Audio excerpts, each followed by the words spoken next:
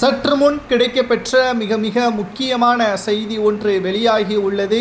ஸ்டாலின் தலைமையில் இன்று கூட்டிய தொகுதி மறுசீரமைப்பு கூட்டு நடவடிக்கை குழு தோல்வி அடைந்துவிட்டதாக தற்பொழுது தகவல்கள் கிடைக்கப்பெற்றுள்ளது.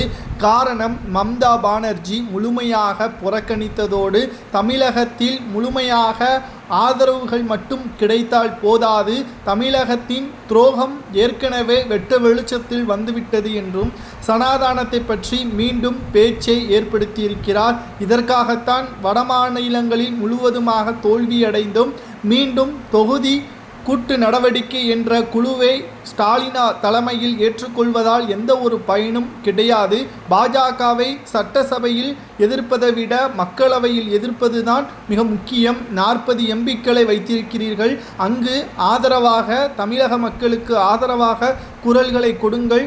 அமைச்சர்களையும் மற்ற மாநில முதல்வர்களையும் அழைத்து நீங்கள் கூட்டு நடவடிக்கை மேற்கொண்டால் எந்த ஒரு பயனும் கிடையாது. எங்கு பேசினால் அதிகாரங்கள் கிடைக்குமோ அந்த இடத்தில் பேசினால் மட்டும்தான் பாதுகாப்பு என்று மம்தா பானர்ஜி பேசியிருப்பதுதான் இந்தியா கூட்டணியையே உடைக்கக்கூடிய வகையில் அமைந்திருக்கிறது.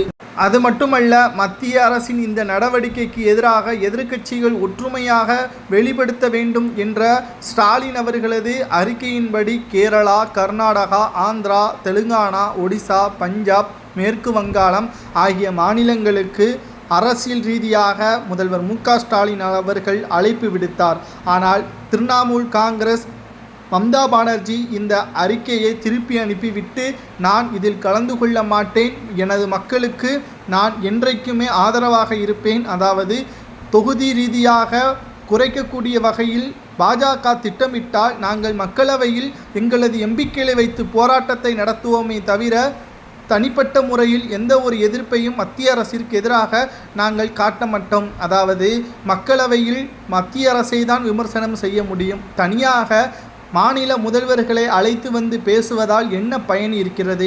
முதல்வர் மு.க. ஸ்டாலின் அவர்கள் தெரிந்து செய்கிறாரா, தெரியாமல் செய்கிறாரா என்று தெரியவில்லை. இவர்களை அழைத்து வந்து பேசுவதால் எந்த ஒரு பயனும் கிடையாது. ஒவ்வொரு மாநிலத்திற்கும் ஒவ்வொரு அதிகாரங்கள் இருக்கிறது. அவர்கள் தனிப்பட்ட முறையில் தான் செயல்பட முடியுமே தவிர கூட்டாக இணைத்து மத்திய பாஜகவை எதிர்க்க முடியாது. அது மத்திய அரசை எதிர்ப்பதற்கு சமம் என்பதையும் மம்தா பானர்ஜி அவர்கள் தெரிவித்திருக்கிறார். தற்பொழுது இந்த தொகுதி ரீதியாக ஸ்டாலின் தலைமையில் கூட்டிய குழு தோல்வியடைந்திருப்பது மம்தா பானர்ஜி வெளியிட்டுள்ள அறிக்கை மூலமாக தெரிய வந்துள்ளது. இதை பற்றி கருத்துக்களை